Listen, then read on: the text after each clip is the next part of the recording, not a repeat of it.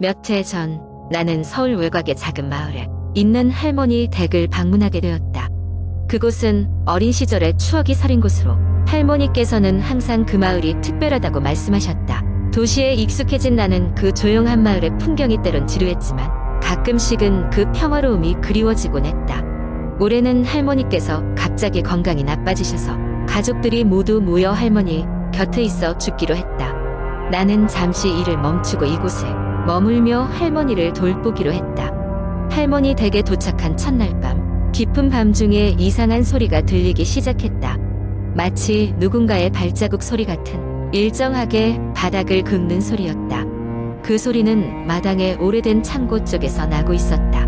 다음 날 그 소리가 신경 쓰여 아침 식사 후 창고를 둘러보았다. 낡고 붉게 녹슨 철문이 덜컹거리며 열렸고 안에는 오래된 농기구들과 낯선 물건들이 가득했다. 어떤 것들은 기억 속의 물건들이었고 어떤 것들은 전혀 본 적 없는 것들이었다. 그때 할머니가 오셔서 창고 안으로 들어오지 말라고 경고하셨다. 그리고 아무렇지 않게 다른 얘기를 하며 날 데리고 나가셨지만 그날 밤에도 그 소리는 계속됐다. 이틀째 되는 날 밤 나는 잠을 이루지 못하고 마루에 앉아 있었다. 어떻게든 그 소리의 정체를 밝혀야겠다는 생각이 머릿속을 떠나지 않았다. 불면증에 시달리던 밤중에 소리는 점점 더 가까이 들리기 시작했다. 나는 조심스레 창문을 열어 마당을 내다보았다. 그러나 마당에는 아무것도 보이지 않았다. 그때 나는 결심했다. 캄캄한 밤중에 손전등을 들고 창고로 향했다. 창고 안은 낮과는 또 다른 공포로 가득했다. 마치 누군가가 지켜보고 있는 듯한 기분이 들었고 나는 몸을 떨며 손전등을 이리저리 비추었다. 그 순간 한 구석에 먼지가 수북히 쌓인 커다란 거울이 눈에 들어왔다. 나는 그곳에 다가갔고 손전등 불빛이 거울 속 내 모습과 함께 창고의 내부를 비췄다. 그런데 거울 속에는 나 혼자가 아니었다. 내 바로 뒤에 윤기 없는 길 머리를 늘어뜨리고 하얀 한복을 입고 고개를 숙인 여자가 서 있었다. 급하게 뒤돌아봤지만 그곳엔 아무도 없었다. 하지만 거울 속에는 분명 그녀가 서 있었다. 나는 두려움에 휩싸여 거울을 닫고 창고 밖으로 뛰쳐나왔다. 가슴이 터질 듯 뛰었고 손은 식은땀으로 젖어 있었다. 방으로 돌아와서도 두려움은 가시지 않았고 결국 창고의 비밀을 할머니께 여쭤보기로 결심했다. 할머니는 처음에는 망설이셨지만 내 얼굴이 잔뜩 굳어있는 것을 보고 이야기해 주셨다. 그 창고는 원래 집의 일부였고 오랜 세월 동안 우리 가족의 기억과 역사가 쌓인 장소라고 하셨다. 거울은 마을 사람들 사이에서 유명한 물건이었는데 오래전 어떤 여인이 그 거울을 통해 종종 무언가를 보았다고 했다. 그리고 결국 그녀는 실종되었고 그녀의 모습이 간혹 거울에 비친다는 소문이 돌기 시작했다. 그 이야기를 들은 후 나는 더 이상 창고 근처에 가지 않기로 했다. 그리고 얼마 지나지 않아 할머니의 건강이 호전되어 서울로 돌아오게 되었다. 하지만 그날 밤 이후 나는 종종 꿈속에서 거울 속의 여인을 마주하곤 한다.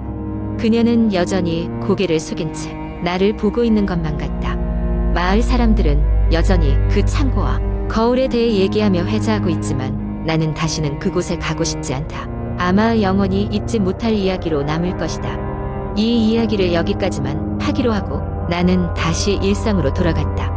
하지만 가끔씩 바람이 창문을 스치는 소리를 들을 때마다 나는 마치 그 여인이 나를 부르고 있는 것 같은 기분에 사로잡히곤 한다.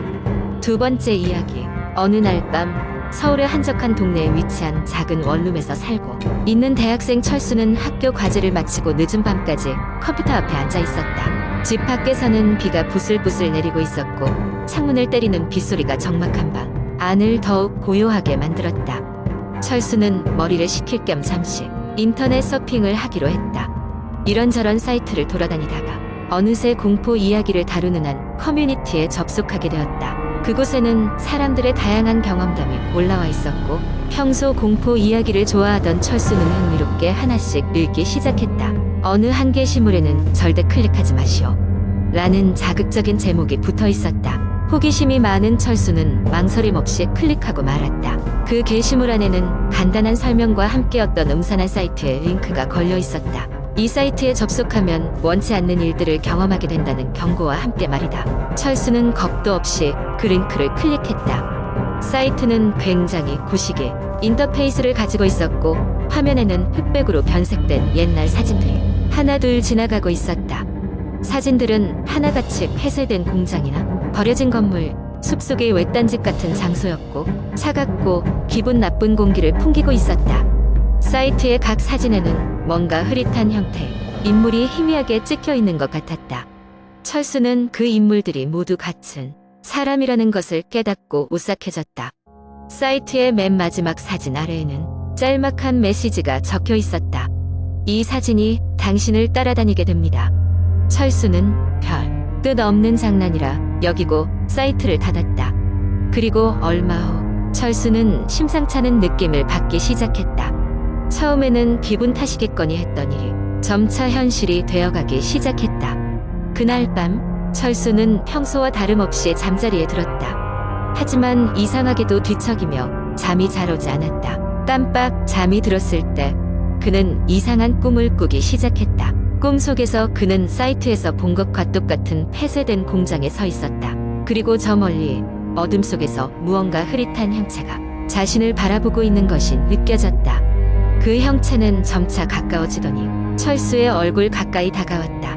섬뜩한 얼굴에 묘한 미소를 띠고 있는 이 형체는 분명 사이트에 있던 사진 속의 인물이 분명했다. 철수는 꿈속에서 비명을 질렀지만 소리는 나오지 않았다. 온몸을 마비된 듯 움직일 수가 없었다. 뼈눈에서 깬 철수는 숨을 헐떡이며 일어난 듯했다. 심장이 미친 듯이 뛰고 있었다.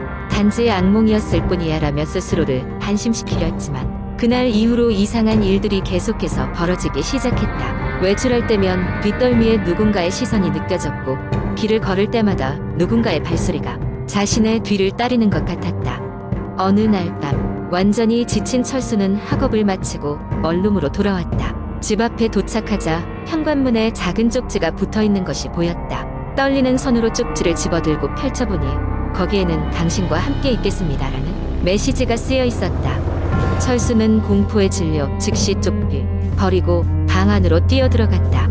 하지만 방 안은 평소와 다름없이 적막하기만 했다. 철수는 두려운 마음을 가라앉히고 조심스레 집 안을 둘러보았지만 별다른 이상은 발견되지 않았다. 그날 밤도 철수는 쉽사리 잠들지 못했다. 침대에서 뒤척이던 그는 무심코 창문을 바라보았다. 그리고 그 순간 머리가 쭉 뼈서는 기분을 느꼈다. 창문 밖에서 누군가의 얼굴이 자신을 뚫어지게 바라보고 있었다. 이후로 철수는 매일 밤 잠 못 이루는 밤을 보내며 불안과 공포 속에 살았고 그 정체불명의 존재는 그의 곁을 떠나지 않았다. 철수는 결국 이사까지 결심하게 되었다. 새로운 곳에서도 여전히 무언가가 자신을 따라다니는 듯한 느낌을 떨칠 수 없었지만 말이다. 철수는 자신이 경험했던 모든 것을 자세히 기록하여 인터넷 커뮤니티에 올렸다. 혹시라도 자신과 같은 일을 겪게 될 사람들에게 경고하기 위해서 말이다. 하지만 글을 올리고 난 뒤 철수의 일상은 전혀 달라지지 않았다. 오히려 그 정체불명의 존재는 더욱 가까워진 듯한 느낌마저 들었다. 마지막으로 철수는 게시물 작성 후부터 이상한 전화가 걸려오기 시작했음을 알렸다. 수화기 너머로는 아무 소리도 들리지 않았지만 철수는 느낄 수 있었다. 그 역시 곧 그 존재가 자신의 방문 앞에 서게 될 것이라는 것을. 세 번째 이야기. 한적한 시골 마을에 있는 낡은 한옥집이 있었다. 그 집은 이미 오래전에 주인이 사망한 뒤로 빈 채로 남아 있었고 사람들 사이에서는 그 집이 귀신이 나온다는 소문이 돌아 아무도 그곳에 들어가고 싶어 하지 않았다. 그러나 호기심 많은 대학생인 지호는 친구들과 함께 그 집을 직접 체험해 보기로 했다. 그들은 자정에 그 집을 찾았다. 마을 어귀에서부터 어두운 구름이 하늘에 드리워져 있었다.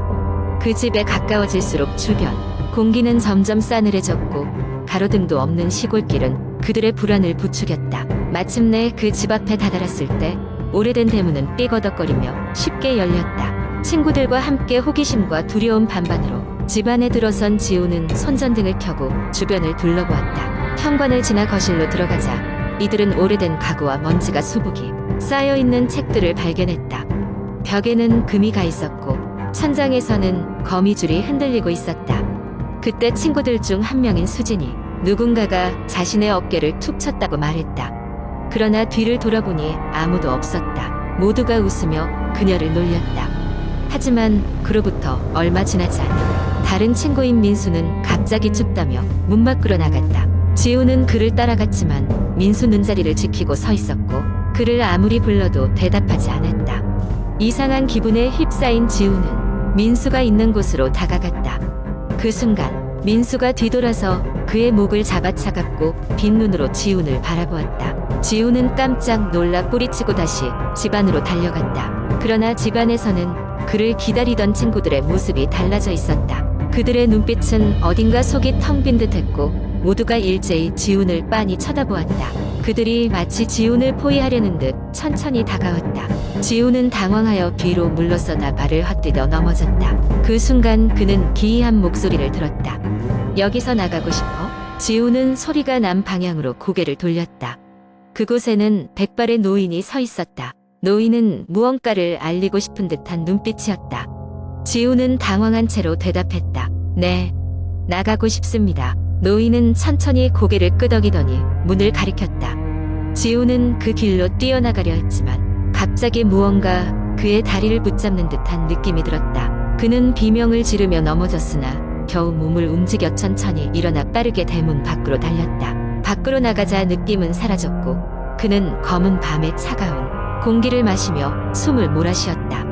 친구들은 여전히 집 안에 있는 듯했다. 지우는 고민 끝에 용기를 내어 집 안으로 다시 들어갔다. 그러나 이번에는 그곳을 비추던 달빛마저 흐려졌고 친구들을 다시는 찾을 수 없다는 것을 깨달았다. 그날 밤의 일은 누구에게도 설명하기 힘들었다. 지우는 경찰에 연락했지만 그가 경험한 일은 듣도 보도 못한 미스터리로 남아있었다. 이후 마을 사람들은 그 집을 더욱더 기피하게 되었고 집 안에 들어간 이들 중 갑자기 사라졌다, 돌아오지 못하는 이가 있다는 소문만이 더욱 퍼져나갔다. 몇 년이 지나고 지우는 그 경험을 회상하는 것만으로도 소름이 돋곤 했다. 그 한옥집이 아직도 그 자리에 그대로 남아있을지, 그가 본 노인이 정말로 그 집의 과거 주인이었는지는 알 수 없었다. 다만 그날의 경험으로 인해 그는 미지의 세계에 대한 두려움과 경외를 함께 느끼게 되었다. 그리고 지금도 가끔 그는 그 집 앞을 지나며 들어가 본 사람 중 다시 돌아온 사람이 없다는 전설이 계속해서 퍼져나가는 것을 듣곤 한다.